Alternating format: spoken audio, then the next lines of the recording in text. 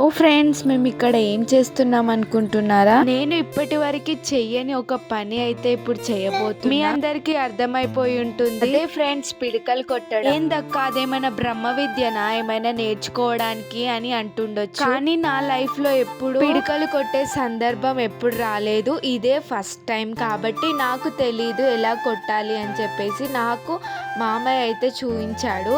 తర్వాత ఇంకా నేనే పిడకలు కొట్టాను. ఇంకా మీ అందరికి తెలుసు, వన్స్ భవానీ ఎంటర్ అయిందంటే బొమ్మ అదుర్స్, సారీ పిడకలు అదుర్స్ ఫ్రెండ్స్. అవునక్క, ఈ పిడకలన్నీ ఎందుకు అనే డౌట్ మీకు రావచ్చు. మీ అందరికి తెలుసు, గుట్ట పైన హోమాలు అయితే జరుగుతాయని. దానికోసం పిడకలు కంపల్సరీ కదా.